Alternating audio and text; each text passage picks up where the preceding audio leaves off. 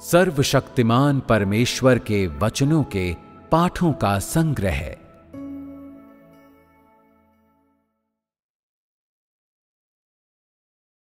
परमेश्वर के वचन के द्वारा सब कुछ प्राप्त हो जाता है।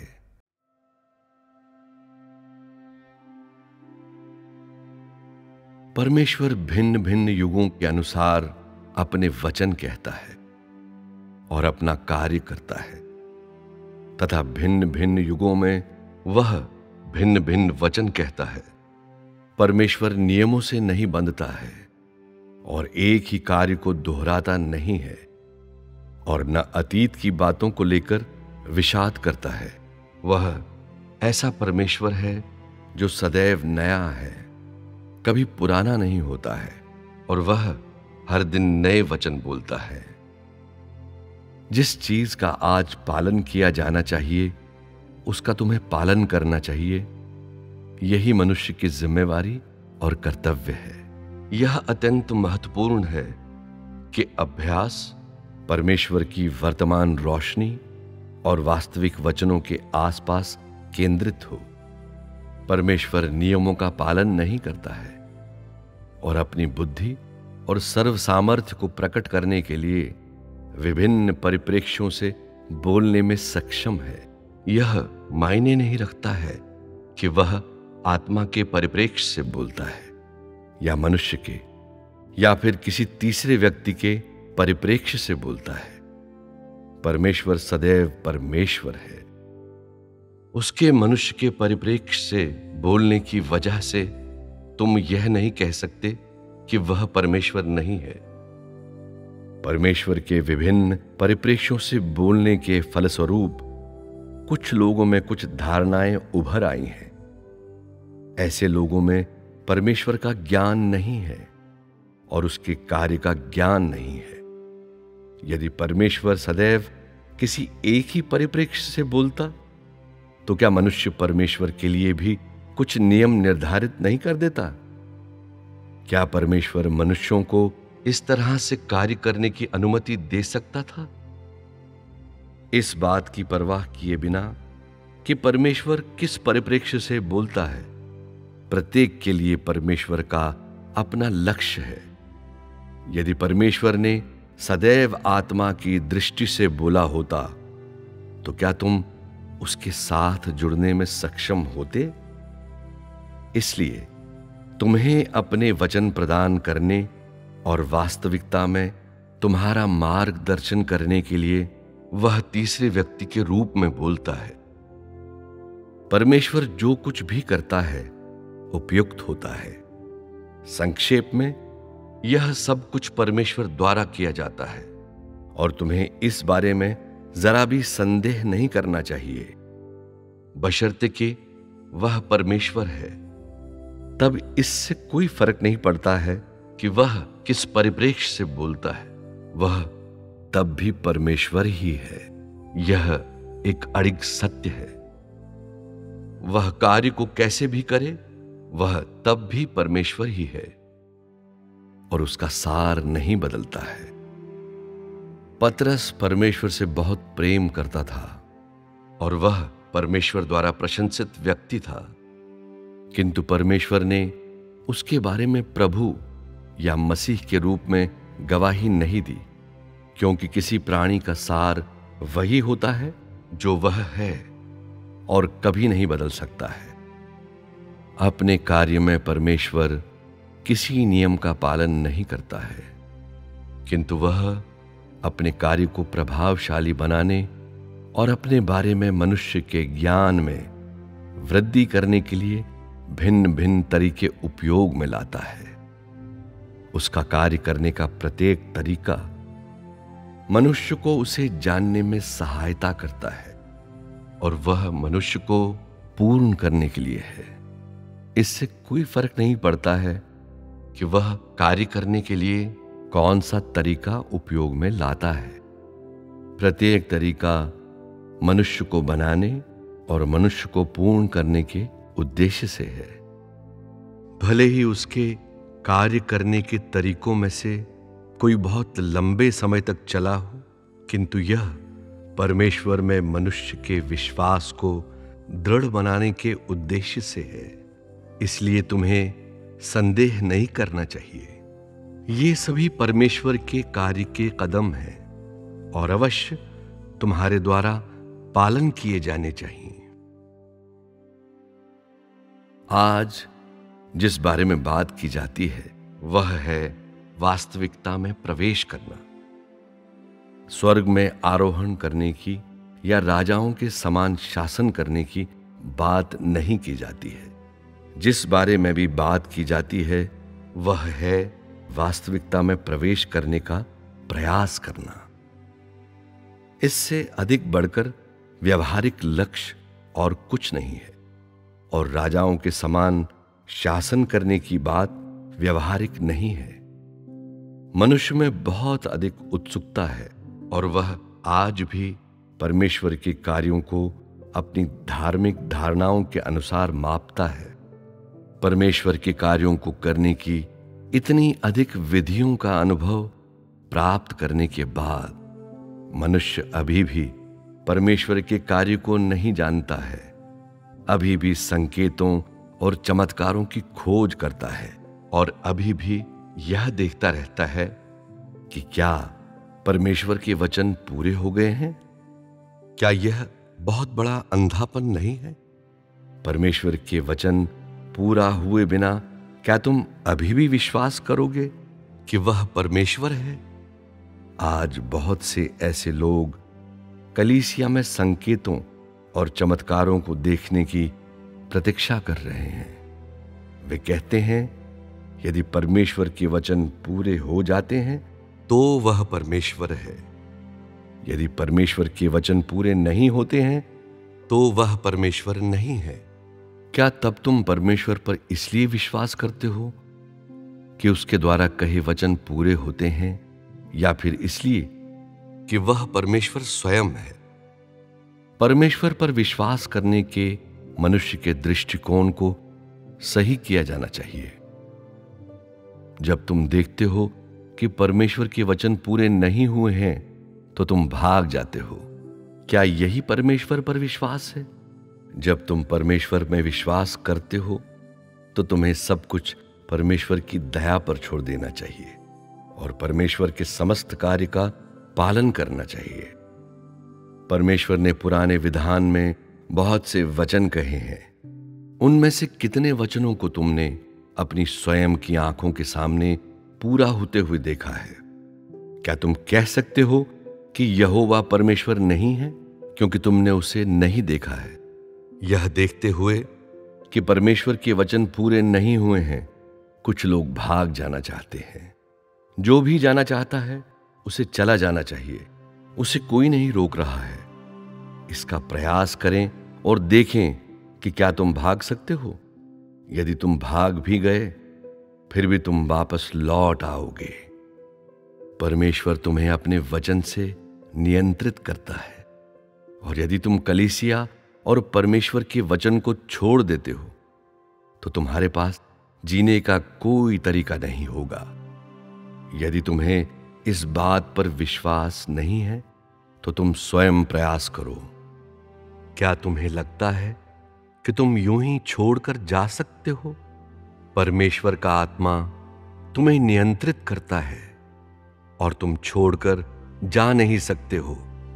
यह परमेश्वर का प्रशासकीय आदेश है।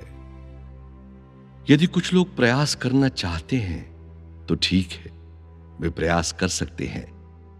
तुम कहते हो कि यह व्यक्ति परमेश्वर नहीं है, इसलिए उसके विरुद्ध कोई पाप करें, देखें कि वह क्या करता है। यह संभव है कि तुम्हारी देह नहीं मरेगी और तुम अभी भी स्वयं को भोजन कराने और वस्त्र पहनाने में समर्थ होंगे, किंतु मानसिक रूप में यह असहनीय होगा। तुम्हें तनाव और यातना का अनुभव होगा। इससे बढ़कर अधिक दुखदाई और कुछ नहीं होगा। मनुष्य मानसिक रूप में यातनाएं दिया जाना और उजाड़ा जाना बर्दाश्त नहीं कर सकता है। शायद तुम देह की तकलीफों को सहने में सक्षम हो, किंतु मानसिक तनाव एवं लंबे समय तक रहने वाली यातनाओं को सहने में तुम पूरी तरह से अक्षम हो। आज तुम्हें कोई संकेत और चमत्कार नहीं दिखाई दे सकते हैं, फिर भी कोई भी भागने में सक्षम नहीं है, क्योंकि परमेश्वर नियंत्रण करने के लिए अपने वचन का उपयोग करता है। अमूर्त, अदृश्य, बिना तथ्यों के आगमन के फिर भी मनुष्य भाग नहीं सकता है। क्या ये सब परमेश्वर की क्रियाएं नहीं है?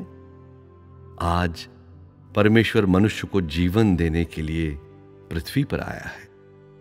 वह परमेश्वर और मनुष्य के बीच शांतिपूर्ण संबंध सुनिश्चित करने के उद्देश्य से संकेतों और चमत्कारों को दिखाकर तुम्हें फुसलाने के लिए नहीं आता है, जैसा कि लोग कल्पना करते हैं।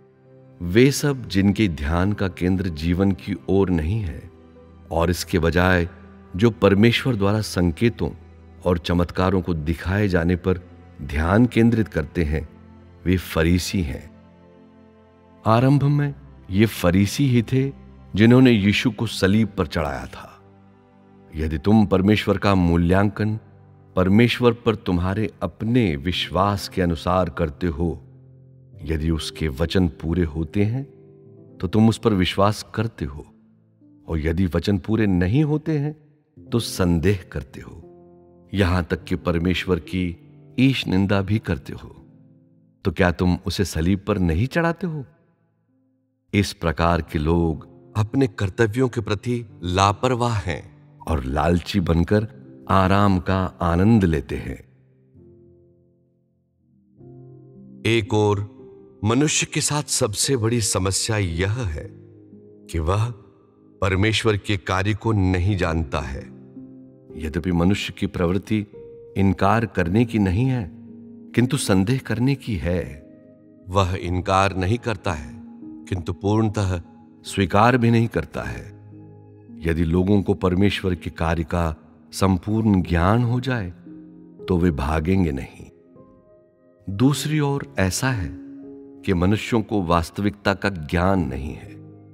आज यह परमेश्वर के वचन के साथ है कि प्रत्येक व्यक्ति संलग्न है। वास्तव में तुम्हें भविष्य में तुम्हें संकेतों और चमत्कारों को देखने के बारे में विचार नहीं करना चाहिए। मैं तुमसे साफ साफ कहता हूं, वर्तमान चरण के दौरान तुम जो कुछ भी देखने में सक्षम हो वह है परमेश्वर के वचन।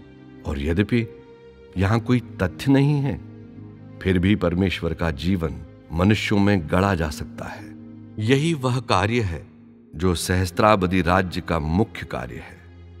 और यदि तुम इस कार्य का बोध नहीं कर सकते हो, तब तुम निर्बल हो जाओगे और तुम्हारा पतन हो जाएगा और परीक्षाओं में उतर जाओगे। और इससे भी अधिक कष्टदायक बात यह है कि तुम शैतान द्वारा बंदी बना लिए जाओगे। परमेश्वर पृथ्वी पर मुख्य रूप से अपने वचनों को कहने के लिए आया है, और तुम जिसके साथ संलग्न होते हो वह परमेश्वर का वचन है। वह परमेश्वर का वचन है तुम जो देखते हो। वह परमेश्वर का वचन है तुम जिसे सुनते हो। वह परमेश्वर का वचन है तुम जिसका पालन करते हो। वह परमेश्वर का वचन है तुम जो अनुभव करते हो। वह परमेश्वर का वचन है। और मनुष्य को पूर्ण करने के लिए परमेश्वर का यह देह धारण मुख्य रूप से वचन का उपयोग करता है। वह संकेतों और चमत्कारों को नहीं दिखाता है, और विशेष रूप में उन कार्यों को नहीं करता है जिन्हें यीशु ने अतीत में किया। यद्यपि वे परमेश्वर हैं और दोनों देह हैं, किंतु उनकी सेवकाइयां एक सी नहीं है। जब यीशु आया तो उसने भी परमेश्वर के कार्य का एक भाग पूरा किया और कुछ वचनों को कहा, किंतु वह कौन सा प्रमुख कार्य था जो उसने संपन्न किया? उसने मुख्य रूप से जो संपन्न किया वह था सलीब पर चढ़ने का कार्य। क्रूस पर चढ़ने का कार्य पूरा करने और समस्त मानव जाति को छुटकारा दिलाने के लिए वह पापमय शरीर की समानता बन गया, और यह समस्त मानव जाति के पापों के वास्ते था कि उसने पाप बलि के रूप में सेवा की। यही वह मुख्य कार्य है जो उसने संपन्न किया। अंततः जो बाद में आए उनका मार्गदर्शन करने के लिए उसने सलीब का मार्ग प्रदान किया। जब यीशु आया तब यह मुख्य रूप से छुटकारे के कार्य को पूरा करने के लिए था। उसने समस्त मानव जाति को छुटकारा दिलाया और स्वर्ग के राज्य का सुसमाचार मनुष्यों तक पहुंचाया, और इसके अलावा वह स्वर्ग का राज्य लाया। फलस्वरूप बाद में जो लोग आए सभी ने कहा, हमें सलीब के मार्ग पर चलना चाहिए और स्वयं को सलीब के लिए बलिदान कर देना चाहिए। निश्चय ही मनुष्य को पश्चाताप करवाने और अपने पापों को अंगीकार करवाने के लिए आरंभ में यीशु ने कुछ अन्य कार्य भी किए और कुछ अन्य वचन भी कहे, किंतु तब भी उसकी सेवकाई सलीब पर चढ़ने की थी, और उसने 3.5 वर्ष जो मार्ग का उपदेश देने में खर्च किए वे भी सलीब पर चढ़ने के वास्ते थे। कई बार यीशु ने जो प्रार्थनाएं की वे भी सूली पर चढ़ने के वास्ते थी। इस पृथ्वी पर सामान्य मनुष्य का जीवन जो उसने जिया और 33.5 वर्ष जो वह जिया, वह मुख्य रूप में सलीब पर चढ़ने के कार्य को पूरा करने के लिए था। वे उसे शक्तिशाली बनाने, उसे इस कार्य को करने में समर्थ बनाने के लिए थे, जिसके फलस्वरूप परमेश्वर ने उसे सलीब पर चढ़ने का कार्य सौंपा। आज देहधारी परमेश्वर कौन सा कार्य संपन्न करेगा? आज परमेश्वर मुख्य रूप से वचन का देह में प्रकट होना के कार्य को पूरा करने, वचन को मनुष्यों को पूर्ण बनाने में उपयोग करने और मनुष्य से वचन के व्यवहार और शुद्धिकरण को स्वीकार करवाने के लिए देह बना है। अपने वचनों में वह तुम्हें कृपा और जीवन प्राप्त करने का कारण बनता है। उसके वचनों में तुम उसके कार्य और कर्मों को देखते हो। तुम्हें ताड़ना देने और तुम्हारे शुद्धिकरण के लिए परमेश्वर वचन का उपयोग करता है, और इस प्रकार यदि तुम्हें कठिनाई सहनी पड़ती है तो यह भी परमेश्वर के वचन के कारण है। आज परमेश्वर तथ्यों का नहीं बल्कि वचनों का उपयोग करके कार्य करता है। केवल जब उसके वचन तुम पर आ जाएं, तभी पवित्र आत्मा तुम्हारे भीतर कार्य कर सकता है और तुम्हें पीड़ा भुगतने या मिठास का अनुभव करने का कारण बन सकता है। केवल परमेश्वर का वचन ही तुम्हें वास्तविकता में ला सकता है, और केवल परमेश्वर का वचन ही तुम्हें पूर्ण बनाने में सक्षम है। और इसलिए कम से कम तुम्हें यह समझना चाहिए कि अंत के दिनों में परमेश्वर के द्वारा किया गया कार्य मुख्य रूप में प्रत्येक व्यक्ति को पूर्ण बनाने और मनुष्य का मार्गदर्शन करने के लिए उसके वचन का उपयोग है। जो कुछ भी कार्य वह करता है वह सब वचन के द्वारा किया जाता है।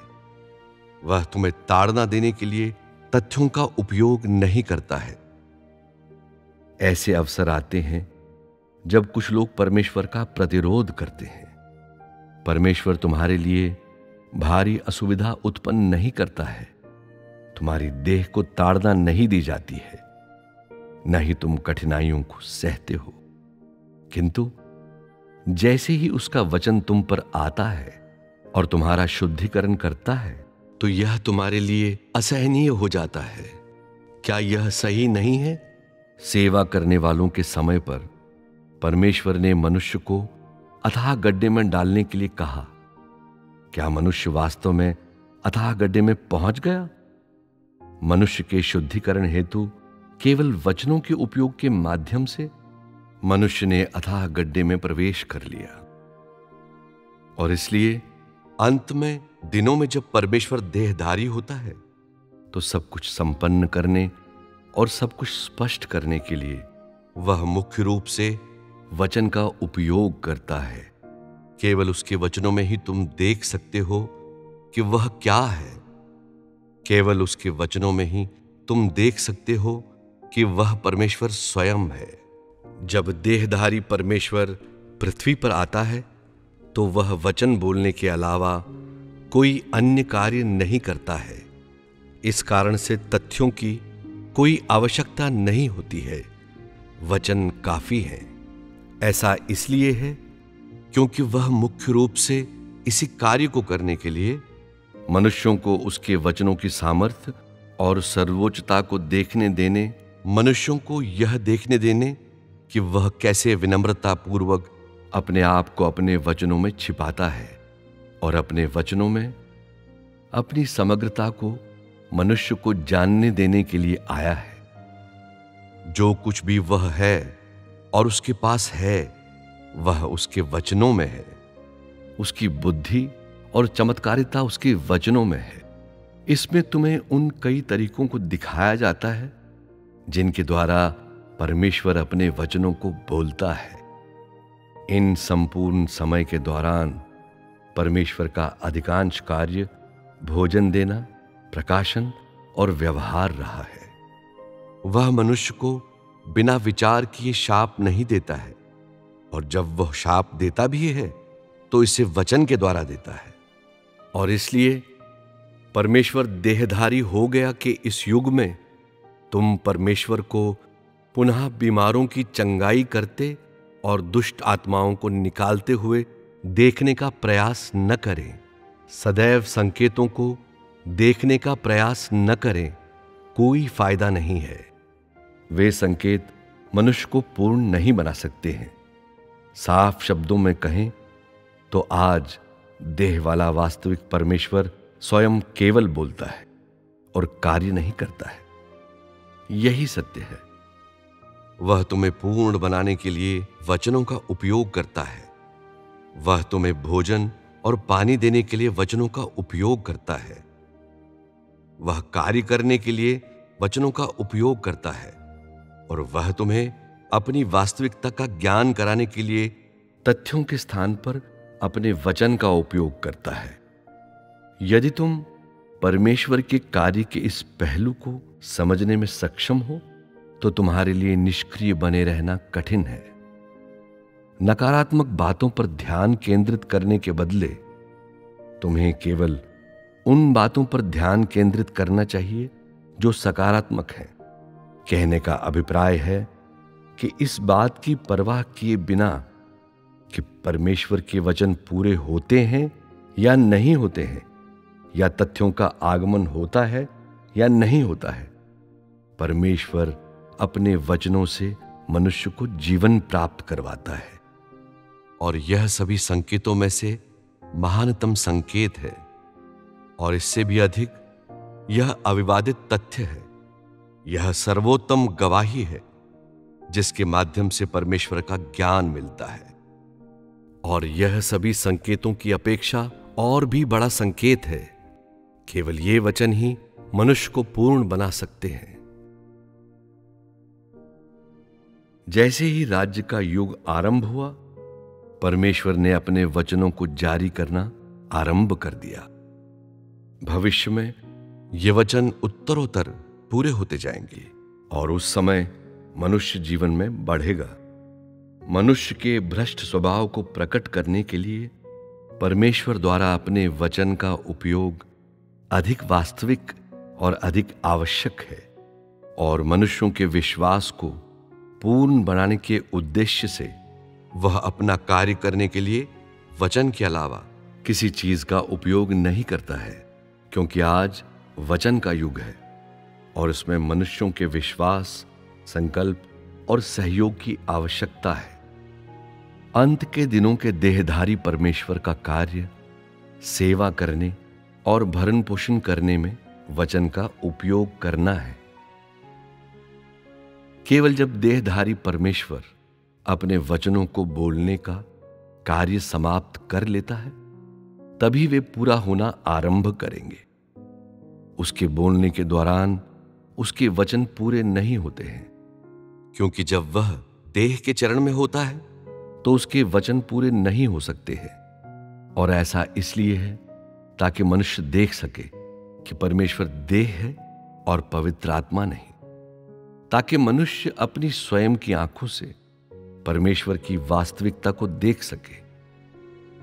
जिस दिन उसका कार्य पूरा हो जाएगा, जब उसके द्वारा पृथ्वी पर जो शब्द कहे जाने चाहिए वे कह दिए जाएंगे, उस दिन से उसके वचन पूरा होना आरंभ हो जाएंगे। अभी पूरा होने का युग नहीं, क्योंकि उसने अपने वचन बोलना समाप्त नहीं किया है।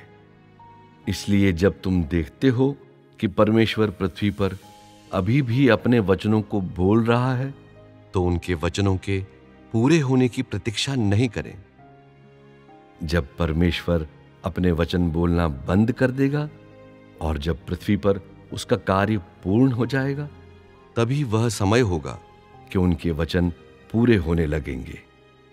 पृथ्वी पर वह जिन शब्दों को बोलता है, उनमें एक लिहाज से जीवन का भरण पोषण है और दूसरे लिहाज से भविष्यवाणी है। उन चीजों की भविष्यवाणी जो अभी आनी है, उन चीजों की जो की जाएंगी, और उन चीजों की जिन्हें अभी कार्यान्वित किया जाना है। यीशु के वचनों में भी भविष्यवाणी थी। एक लिहाज से उसने जीवन का भरण पोषण किया और दूसरे लिहाज से उसने भविष्यवाणी कही। आज वचनों और तथ्यों को साथ साथ पूरा करने की बात नहीं है, क्योंकि जो मनुष्य की स्वयं की आंखों के द्वारा देखा जा सकता है और जो परमेश्वर के द्वारा किया जाता है, उसके बीच का अंतर अत्यधिक बड़ा है। केवल इतना ही कहा जा सकता है कि एक बार जब परमेश्वर का कार्य पूरा हो जाता है, तो उसके वचन पूरे होंगे और तथ्य वचनों के बाद आएंगे। पृथ्वी पर अंतिम दिनों का देहधारी परमेश्वर वचन की सेवकाई करता है, और वचन की सेवकाई करने में वह केवल वचन बोलता है और अन्य बातों की परवाह नहीं करता है। एक बार जब परमेश्वर का कार्य बदलता है, तो उसके वचन पूरे होने लगेंगे। आज वचन सबसे पहले तुम्हें पूर्ण बनाने में उपयोग किए जाते हैं। जब वह समस्त जगत में महिमा को प्राप्त करेगा, तब वह समय होगा जब उसका कार्य पूरा होता है। जब वे सभी वचन जिन्हें बोला जाना चाहिए बोले जा चुके होंगे और सभी वचन तथ्य बन चुके होंगे, परमेश्वर अंतिम दिनों में पृथ्वी पर वचन की सेवकाई करने के लिए आया है, ताकि मनुष्य उसे जान सके, ताकि मनुष्य देख सके कि परमेश्वर क्या है और उसके वचनों से उसकी बुद्धि और उसके सभी चमत्कारिक कर्मों को देख सके। राज्य के युग के दौरान सभी मनुष्यों को जीतने के लिए परमेश्वर मुख्य रूप से वचन का उपयोग करता है। भविष्य में उसके वचन हर मजहब, समूह, देश और संप्रदाय पर आएंगे। परमेश्वर वचनों का उपयोग जीतने के लिए करता है। सभी मनुष्यों को यह दिखाने के लिए उपयोग करता है कि उसके वचन अधिकार और शक्ति वहन करते हैं, और इसलिए आज तुम केवल परमेश्वर के वचन का सामना करते हो। परमेश्वर द्वारा इस युग में बोले गए वचन व्यवस्था के युग के दौरान बोले गए वचनों से भिन्न हैं, और इसलिए वे अनुग्रह के युग के दौरान बोले गए वचनों से भी भिन्न हैं। अनुग्रह के युग में परमेश्वर ने वचन का कार्य नहीं किया, किंतु समस्त मानव जाति को छुटकारा दिलाने के लिए केवल सलीब पर चढ़ने का वर्णन किया।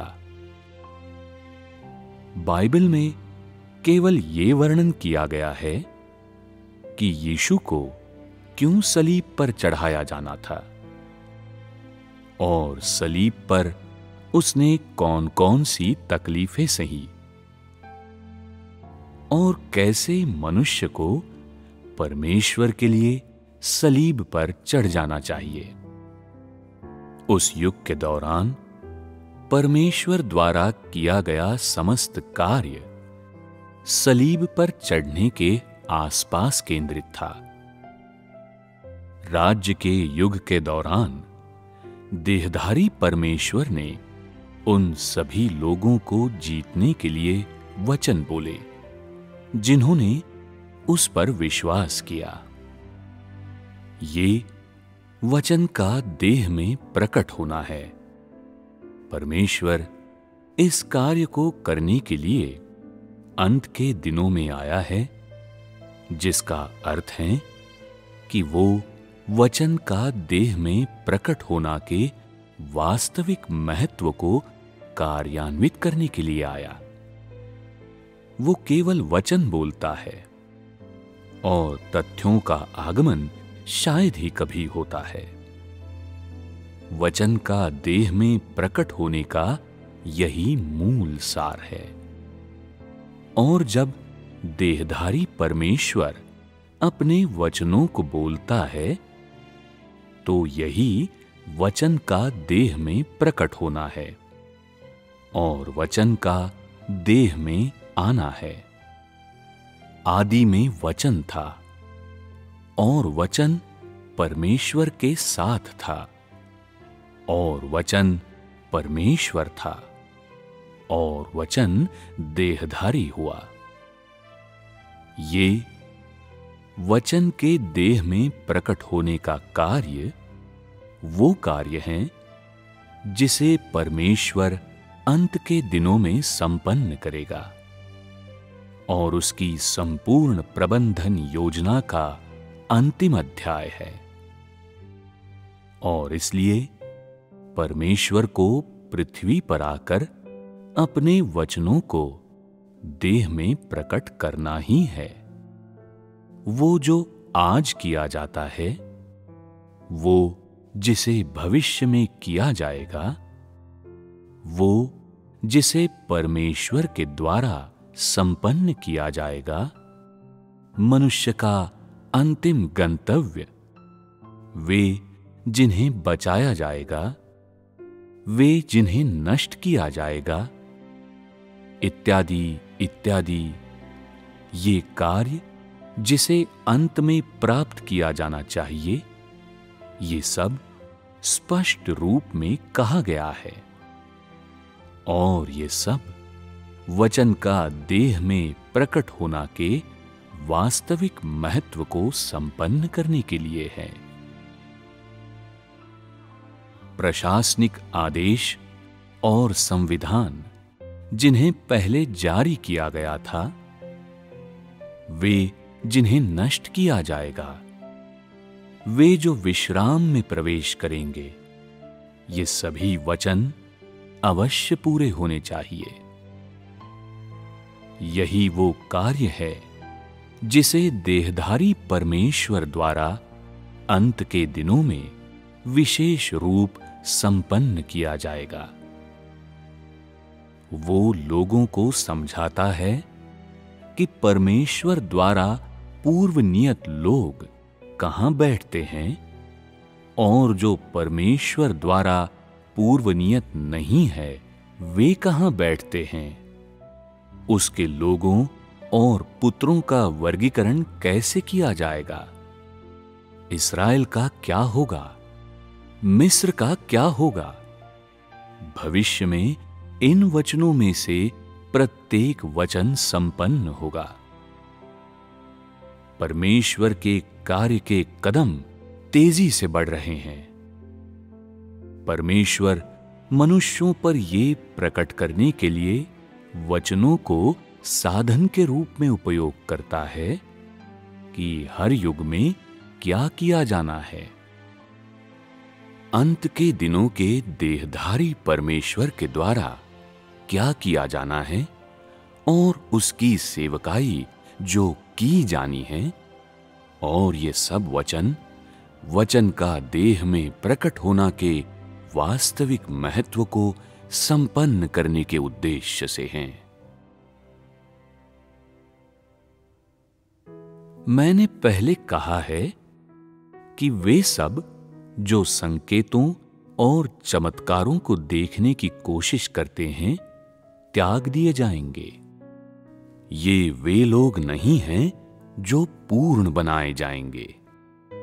मैंने बहुत से वचन कहे हैं, फिर भी तुम्हें इस कार्य का लेश मात्र भी ज्ञान नहीं है, और इस स्तर तक आकर तुम अभी भी संकेतों और चमत्कारों के बारे में पूछते हो।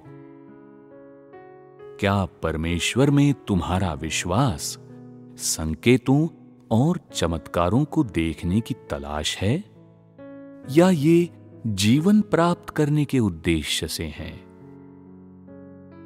यीशु ने भी बहुत से वचन कहे जिन्हें आज अभी भी पूरा होना है। क्या तुम कह सकते हो कि यीशु परमेश्वर नहीं है? परमेश्वर ने गवाही दी कि वो मसीहा और परमेश्वर का प्यारा पुत्र है। क्या तुम इस बात से इनकार कर सकते हो? आज परमेश्वर केवल वचन कहता है, और यदि तुम पूर्णतः जानने में अक्षम हो तब तुम अड़िग नहीं रह सकते हो। क्या तुम उसमें इसलिए विश्वास करते हो क्योंकि वो परमेश्वर है, या फिर तुम इस आधार पर विश्वास करते हो कि क्या उसके वचन पूरे होते हैं या नहीं? क्या तुम संकेतों और चमत्कारों पर विश्वास करते हो, या तुम परमेश्वर पर विश्वास करते हो? आज वो संकेतों और चमत्कारों को नहीं दिखाता है। क्या वो वास्तव में परमेश्वर है? यदि उसके द्वारा कहे गए वचन पूरे नहीं होते हैं, तो क्या वो वास्तव में परमेश्वर है? क्या परमेश्वर का सार इस बात से निर्धारित होता है कि क्या उसके द्वारा कहे गए वचन पूरे होते हैं या नहीं? ऐसा क्यों है कि सदैव कुछ लोग परमेश्वर में विश्वास करने से पहले उसके द्वारा कहे गए वचन के पूरे होने की प्रतीक्षा करते हैं? क्या इसका अर्थ ये नहीं कि वे परमेश्वर को नहीं जानते हैं? वे सब लोग जो ऐसी धारणाओं से संपन्न हैं, वे लोग हैं जो परमेश्वर का इनकार करते हैं। वे परमेश्वर का आकलन करने के लिए धारणाओं का उपयोग करते हैं। यदि परमेश्वर के वचन पूरे हो जाते हैं तो वे परमेश्वर में विश्वास करते हैं, और यदि वचन पूरे नहीं होते हैं तो वे परमेश्वर पर विश्वास नहीं करते हैं, और वे सदैव संकेतों और चमत्कारों को देखने की तलाश करते रहते हैं। क्या वे आधुनिक समय के फरीसी नहीं हैं? तुम डटे रहने में समर्थ हो या नहीं, ये इस बात पर निर्भर करता है कि क्या तुम वास्तविक परमेश्वर को जानते हो या नहीं। ये अत्यंत महत्वपूर्ण है।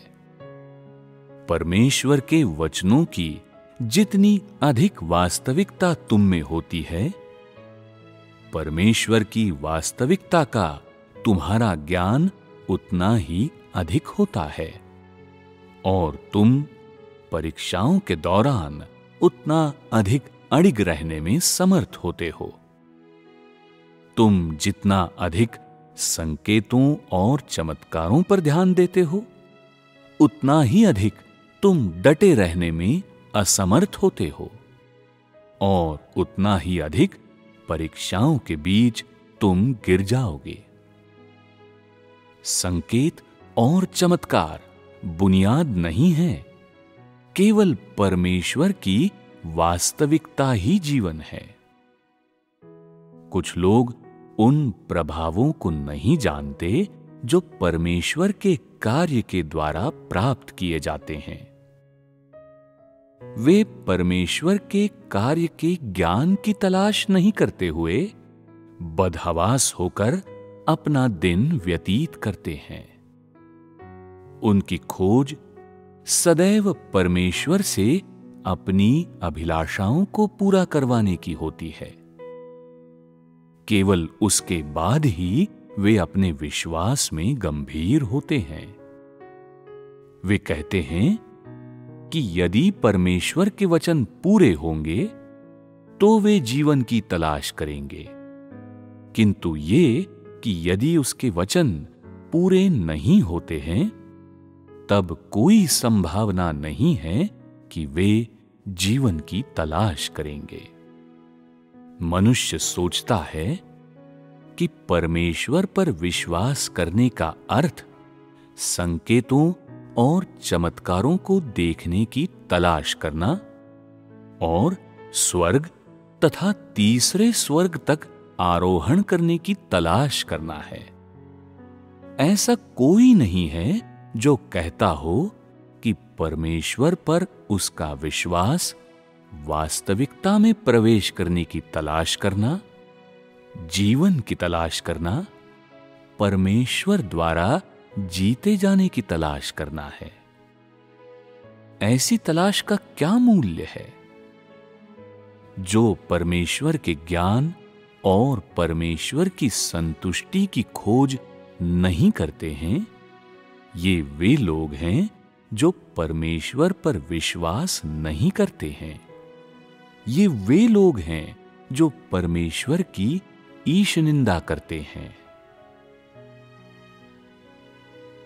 क्या अब तुम लोग समझते हो कि परमेश्वर पर विश्वास करना क्या होता है? क्या संकेतों और चमत्कारों को देखना परमेश्वर पर विश्वास करना है? क्या ये स्वर्ग पर आरोहण करना है? परमेश्वर पर विश्वास आसान नहीं है। आज इस प्रकार के धार्मिक अभ्यासों को निकाल दिया जाना चाहिए।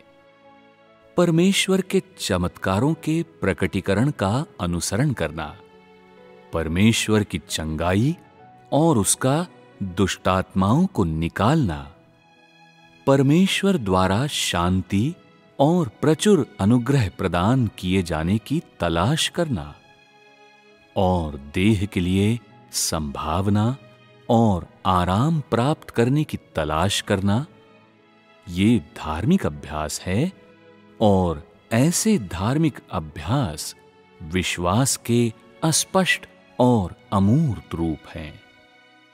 आज परमेश्वर में वास्तविक विश्वास क्या है?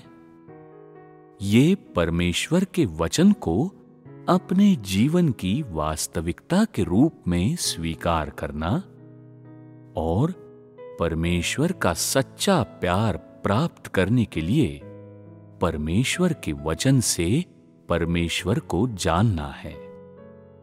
स्पष्ट करने के लिए, ये परमेश्वर में विश्वास है जिसकी वजह से तुम परमेश्वर की आज्ञा का पालन कर सकते हो, उससे प्रेम कर सकते हो और उस कर्तव्य को कर सकते हो जो एक परमेश्वर के प्राणी द्वारा की जानी चाहिए।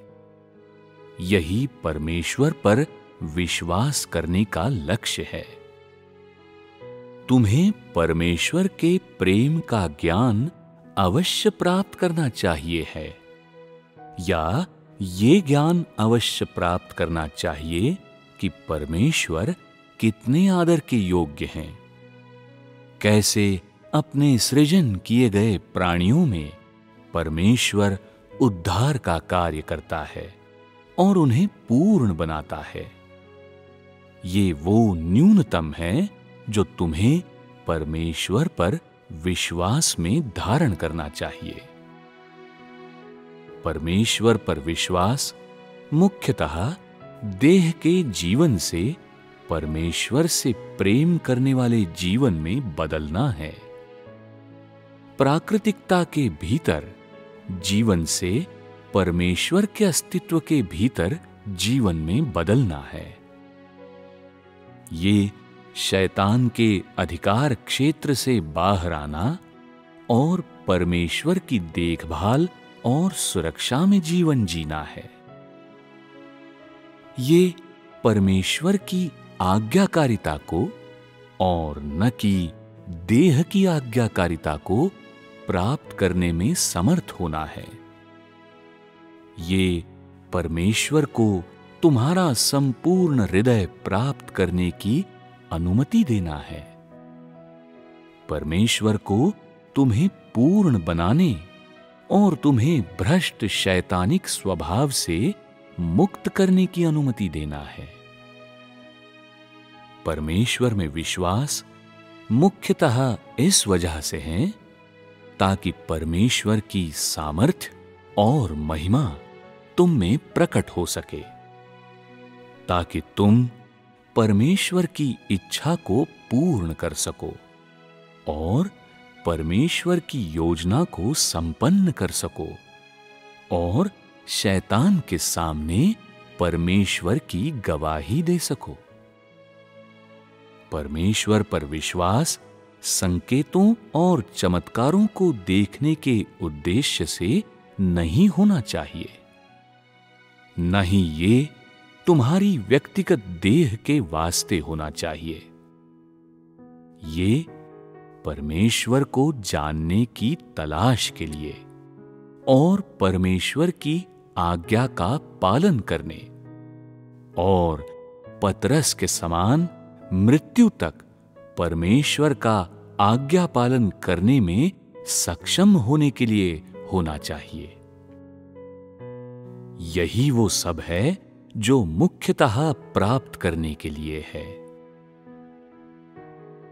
परमेश्वर के वचन को खाना और पीना परमेश्वर को जानने के उद्देश्य से और परमेश्वर को संतुष्ट करने के उद्देश्य से है।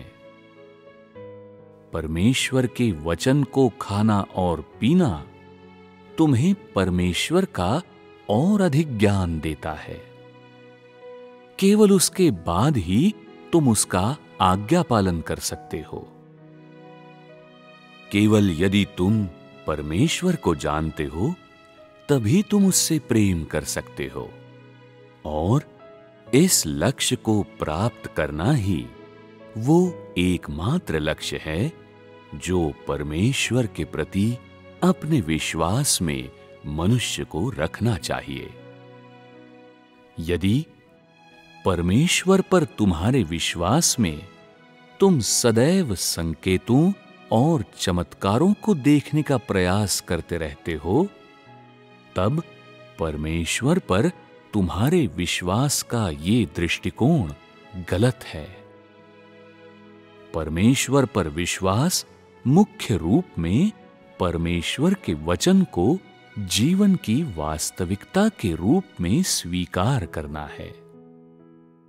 केवल उसके मुख से निकले वचनों को अभ्यास में लाना और उन्हें अपने स्वयं के भीतर पूरा करना परमेश्वर के लक्ष्य की प्राप्ति है।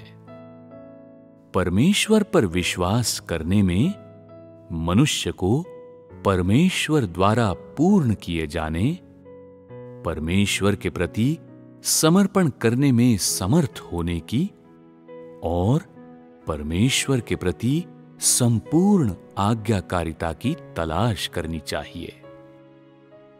यदि तुम बिना कोई शिकायत किए परमेश्वर का आज्ञा पालन कर सकते हो, परमेश्वर की अभिलाषाओं का विचार कर सकते हो, पतरस के समान हैसियत प्राप्त कर सकते हो और परमेश्वर द्वारा कही गई पतरस की शैली को धारण कर सकते हो, तो ये तब होगा जब तुमने परमेश्वर पर विश्वास में सफलता प्राप्त कर ली है और ये इस बात की द्योतक होगी कि तुम परमेश्वर द्वारा जीत लिए गए हो। परमेश्वर अपना कार्य संपूर्ण जगत में करता है। वे सब जो उस पर विश्वास करते हैं, उन्हें अवश्य उसके वचनों को स्वीकार करना और उसके वचनों को खाना और पीना चाहिए। परमेश्वर द्वारा दिखाए गए संकेतों और चमत्कारों को देखकर कोई भी व्यक्ति परमेश्वर द्वारा प्राप्त नहीं किया जा सकता है। युगों के दौरान परमेश्वर ने मनुष्य को पूर्ण बनाने के लिए सदैव वचन का उपयोग किया है। इसलिए तुम्हें अपना समस्त ध्यान संकेतों और चमत्कारों पर नहीं लगाना चाहिए, बल्कि परमेश्वर द्वारा तुम्हें पूर्ण बनाए जाने की तलाश में रहना चाहिए। पुराने विधान के व्यवस्था के युग में परमेश्वर ने कुछ वचन कहे और अनुग्रह के युग में यीशु ने भी बहुत से वचन कहे।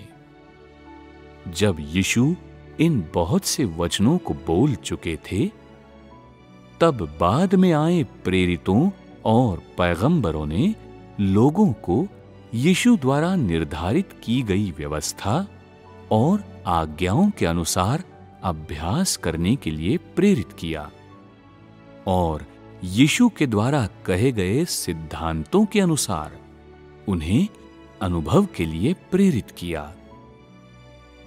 अंतिम दिनों का परमेश्वर मनुष्य को पूर्ण बनाने के लिए मुख्यतः वचनों का उपयोग करता है। वो मनुष्यों का दमन करने या उन्हें मनाने के लिए संकेतों और चमत्कारों का उपयोग नहीं करता है। इससे परमेश्वर की सामर्थ्य को स्पष्ट नहीं किया जा सकता है। यदि परमेश्वर केवल संकेतों और चमत्कारों को दिखाता, तो परमेश्वर की वास्तविकता को प्रकट करना लगभग असंभव होता और इस तरह मनुष्य को पूर्ण बनाना भी असंभव हो जाता। परमेश्वर संकेतों और चमत्कारों के द्वारा मनुष्य को पूर्ण नहीं बनाता है, किंतु वचन का उपयोग मनुष्यों को सींचने और उनकी चरवाही करने के लिए करता है, जिसके बाद मनुष्य की पूर्ण आज्ञाकारिता प्राप्त होती है और मनुष्य का परमेश्वर का ज्ञान प्राप्त होता है। यही उसके द्वारा किए गए कार्य और बोले गए वचनों का उद्देश्य है। परमेश्वर मनुष्यों को पूर्ण बनाने के लिए संकेतों एवं चमत्कारों को दिखाने की विधि का उपयोग नहीं करता है। वो मनुष्यों को पूर्ण बनाने के लिए वचनों का उपयोग करता है और कार्य की कई भिन्न विधियों का उपयोग करता है, चाहे ये शुद्धिकरण, व्यवहार, कांट-छांट या वचनों का प्रावधान हो। मनुष्यों को पूर्ण बनाने के लिए और मनुष्य को परमेश्वर के कार्य, उसकी बुद्धि और चमत्कारिता का और अधिक ज्ञान देने के लिए परमेश्वर कई भिन्न भिन्न दृष्टिकोणों से बोलता है। अंत के दिनों में जब परमेश्वर युग का समापन करता है, उस समय जब मनुष्य को पूर्ण बना दिया जाता है, तब वो संकेतों और चमत्कारों को देखने के योग्य हो जाएगा। जब तुम्हें परमेश्वर का ज्ञान हो जाता है और तुम इस बात की परवाह किए बिना कि परमेश्वर क्या करता है, उसकी आज्ञा पालन करने में सक्षम हो जाते हो, तब तुम संकेतों और चमत्कारों को देखोगे, क्योंकि तुम्हारी परमेश्वर की वास्तविकता के बारे में कोई धारणाएं नहीं होंगी। अभी इस समय तुम भ्रष्ट हो और परमेश्वर की पूर्ण आज्ञाकारिता में अक्षम हो। क्या तुम संकेतों और चमत्कारों को देखने के लिए अर्ह हो? परमेश्वर संकेतों और चमत्कारों को उस समय दिखाता है जब वो मनुष्यों को दंड देता है, और तब भी दिखाता है जब युग बदलता है, और इसके अलावा जब युग का समापन होता है। जब परमेश्वर का कार्य सामान्य रूप से किया जा रहा हो तो वो संकेतों और चमत्कारों को नहीं दिखाता है। संकेतों और चमत्कारों को दिखाना अत्यधिक आसान है, किंतु वो परमेश्वर के कार्य का सिद्धांत नहीं है, और न ही ये मनुष्यों के प्रबंधन का परमेश्वर का लक्ष्य है।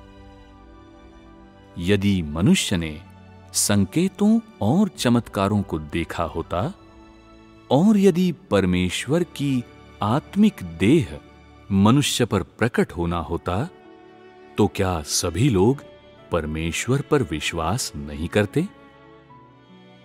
मैं पहले कह चुका हूं कि पूर्व दिशा से जीतने वालों का एक समूह प्राप्त किया जाता है। ऐसे जीतने वाले जो महान क्लेश से गुजर कर आते हैं। ऐसे वचनों का क्या अर्थ है? उनका अर्थ है कि न्याय और ताड़ना और व्यवहार और काट-छाट और सभी प्रकार के शुद्धिकरण से गुजरने के बाद केवल ये प्राप्त कर लिए गए लोग ही वास्तव में आज्ञा पालन करते थे।